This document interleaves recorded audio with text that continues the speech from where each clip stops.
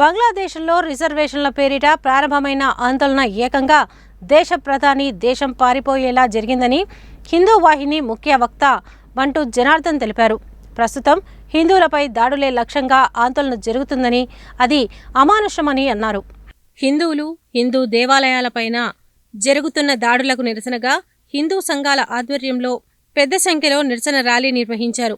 ఈ కార్యక్రమంలో ముఖ్య వక్త బంటు జనార్దన్ మాట్లాడుతూ, బంగ్లాదేశ్లో స్టూడెంట్ ఆర్గనైజేషన్ ద్వారా రిజర్వేషన్ పరంగా స్టార్ట్ అయిన ఉద్యమం ప్రధానమంత్రి హసీనా బేగం బలవంతంగా దేశం విడిచిపోయేలా చేశారని, అంతటితో ఆందోళన ముగిసిపోతుందని అనుకున్నా అక్కడి ముస్లిం రాడికల్ అల్లరిమూకలు హిందువులు, హిందూ దేవాలయాలపైన, హిందూ మహిళలపైన నిర్దాక్షిణ్యంగా దోపిడీలు, మర్డర్లు, అనైతిక దాడులు చేస్తూ రాక్షసానందాన్ని పొందుతున్నారని ఆవేదన వ్యక్తం చేశారు.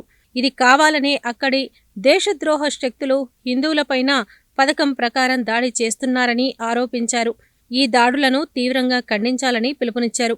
అలాంటి ప్రమాదం భారతదేశంలోనూ హిందువులకు జరగకుండా ఉండాలంటే దేశంలోని హిందువులంతా ఏకతాటిపైకి వచ్చి కులాలకు, పార్టీలకు అతీతంగా కదం తొక్కినప్పుడే ఈ దేశంలోని కుహాన్ సెక్యులర్ వాదులకు బుద్ధి చెప్పవచ్చునని అన్నారు.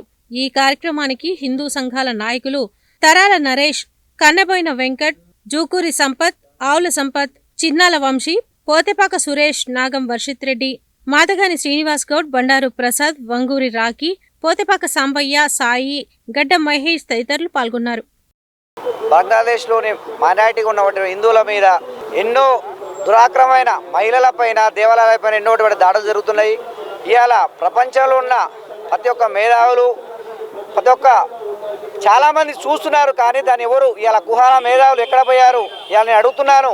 ఇవాళ బంగ్లాదేశ్ జరుగుతున్న హిందువుల మీద దాడులు జరుగుతుంటే ఇక్కడ ఉన్న ఎంఐఎం పార్టీ, ఓఏసీ, అయ్యా నువ్వు సిరియాలో గడపడబట్టే దాడులు జరిగినటువంటి సిరియా సేవ్ అన్నారు, కానీ బంగ్లాదేశ్లో ఉన్న మైనార్టీ హిందువులను మాత్రం ఎవరు కూడా సేవ్ చేయాలనే ఉద్దేశం ఎవరికి లేదా? ఇక్కడ ఉన్న బాలీవుడ్, టాలీవుడ్, కోలీవుడ్ ఉన్న హీరోలు, దర్శకులు ఎక్కడ పోయారని ప్రశ్నిస్తున్నాను. ఇక్కడ హిందూ సమాజంలో ఉన్న హిందువులకు ఎటువంటి రక్షణ లేదా? మీ యొక్క ఇండస్ట్రియల్ బాగు కోసం హిందువులో ఉండి కట్టిన ట్యాక్స్ మీరు పే చేయడం లేదా? భారతదేశంలోని సెక్యులర్ వాదులంతా ఎక్కడ పోయారు?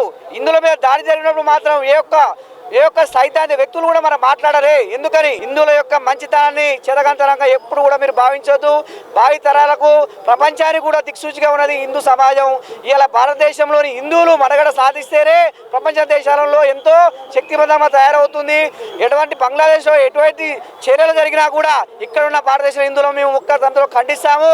మేము సామం, వేమము, దండోపాయాన్ని ఉపయోగిస్తాము, కానీ మాకు శక్తిని, మా శక్తి మీద మీరు ఎటువంటి ఇబ్బంది జరిగినా మాత్రం మీ అందరము ఒక ఛత్రపతి శివాజీ మహారాజు లాగా, రాణా ప్రతాప్ లాగా గర్జించి మా హిందువులను కాపాడుకుంటాం. ఇక్కడున్న సెక్యులర్ వాళ్ళకు కూడా మేము ఒకటే వార్నింగ్ ఇస్తున్నాము.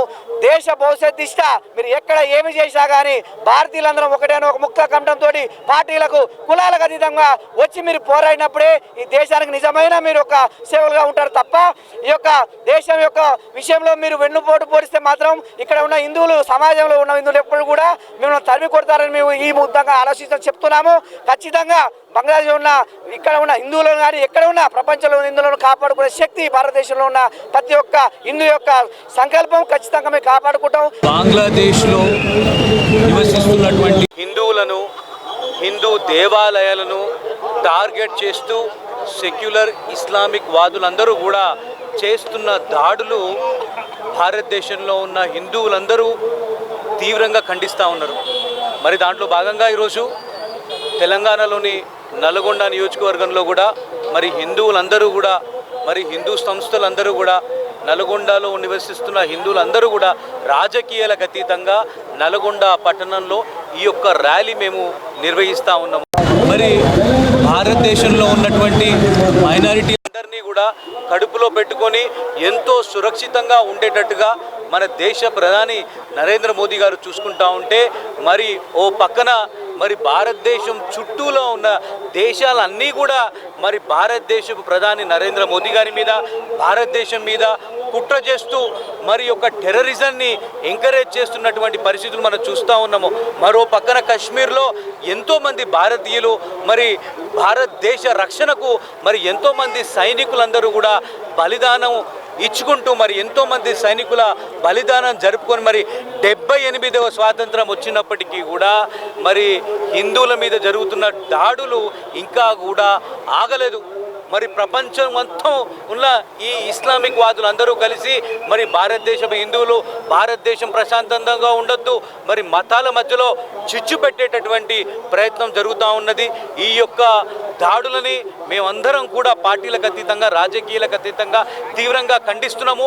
మరి హిందువులందరూ కూడా ఒక్క తాటి మీదకి వచ్చి దాడి చేస్తే మరి ఈ ప్రపంచంలో మరి ఫలానా వాళ్ళు ఎవరు ఉండరన్న విషయం తెలిసినప్పటికీ కూడా హిందువులందరూ కూడా మరి ఐక్యతను చాటి చెప్పేటట్టుగా అందరూ కలిసిమెలిసి ప్రశాంతంగా ఉండాలని కోరుకునేవారు మరి హిందువులు. మరి నేను విజ్ఞప్తి చేస్తూ ఉన్నా, నల్గొండ జిల్లాలో ఉన్న హిందువులందరికీ కూడా నేను విజ్ఞప్తి చేస్తూ ఉన్నా, మరి ఈ యొక్క దాడులు మీరు ఖండించకపోతే మీ ఇంట్లో ఉంటున్నటువంటి మహిళల మీద కూడా రేపు దాడి జరిగేటటువంటి ఆస్కారం ఉన్నది. మీ ఇంట్లలో కూడా రేపులు జరిగేటటువంటి ఆస్కారం ఉంటుంది. కాబట్టి నల్గొండలో నివసిస్తున్న హిందువులందరూ ఇప్పటికైనా మేలుకోవాలి. అందరూ రాజకీయాలకు అతీతంగా ఈ యొక్క దాడులను మనము ఖండించాలని చెప్పి ఈ సందర్భంగా మీ అందరిని కోరుతా ఉన్నాం.